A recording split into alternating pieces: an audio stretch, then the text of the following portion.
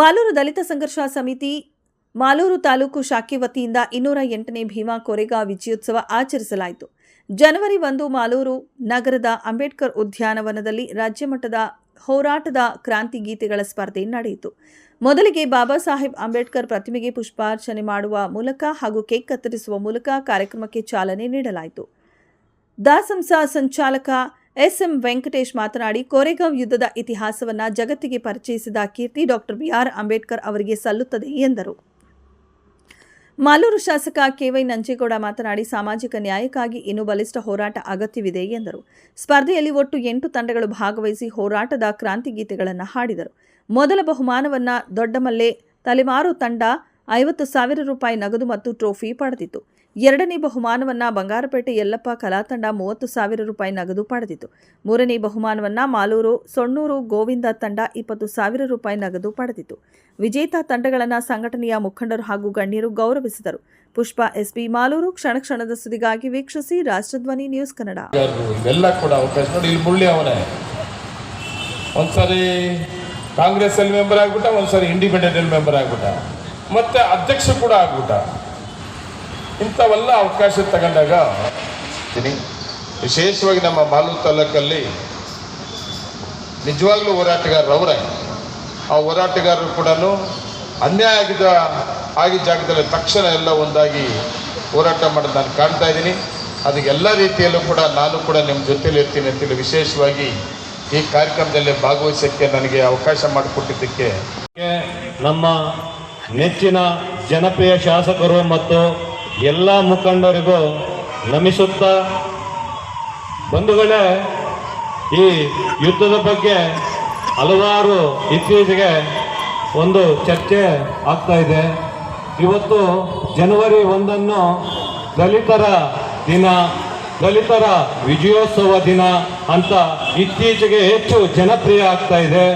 ನಿಜ, ಆಗಲೇ ನಮ್ಮ ಹಿರಿಯ ಮುಖಂಡರಾದ ಸೂಲಿಕುಂಟೆ ರಮೇಶ್ ಅಣ್ಣವರು ಬಹಳ ಸವಿಸ್ತಾರವಾಗಿ ಹೇಳಿದ್ದಾರೆ. 1818ರಲ್ಲಿ ಈ ಯುದ್ಧ ನಡೀತದೆ.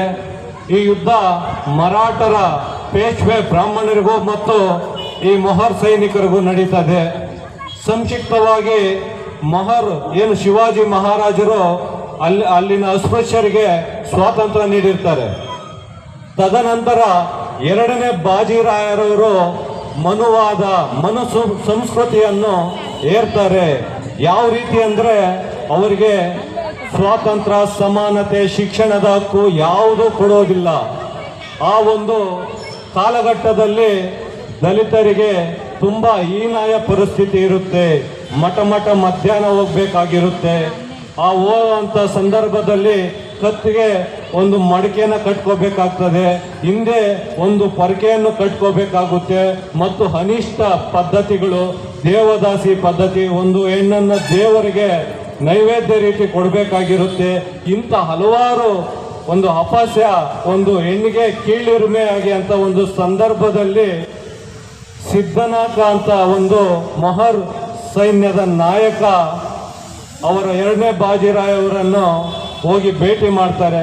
ನಮ್ಮನ್ನು ಮನುಷ್ಯರಾಗಿ ನೋಡಿ, ನಮಗೂ ಸಮಾನತೆ ಕೊಡಿ, ನಮಗೂ ಶಿಕ್ಷಣದ ಹಕ್ಕು ಕೊಡಿ, ನಮ್ಮನ್ನು ಮನುಷ್ಯರಾಗಿ ನೋಡಿ ಅಂತ ಅವರನ್ನು ನಮ್ರತೆಯಿಂದ ಕೇಳಿಕೊಂಡಾಗ ಅವ್ರು ಹೇಳ್ತಾರೆ, ನೀವಿರೋದು ನಮಗೆ ಸೇವೆ ಮಾಡಲು, ನಿಮ್ಮ ಹೆಣ್ಣು ಮಕ್ಕಳು ಇರೋದೇ ನಮಗೆ ಸುಖ ಕೊಡಲು ಅಂತ ಏನು ಕಂಠಾಕೋಶವಾಗಿ 2ನೇ ಬಾಜಿರಾಯ ಅಪಮಾನ ಮಾಡಿ, ದೌರ್ಜನ್ಯ ಮಾಡಿ ಸಿದ್ಧನಾಥನ ಆಚೆ ಕಳಿಸ್ತಾರೆ ಅವರ ಆಸ್ಥಾನದಿಂದ.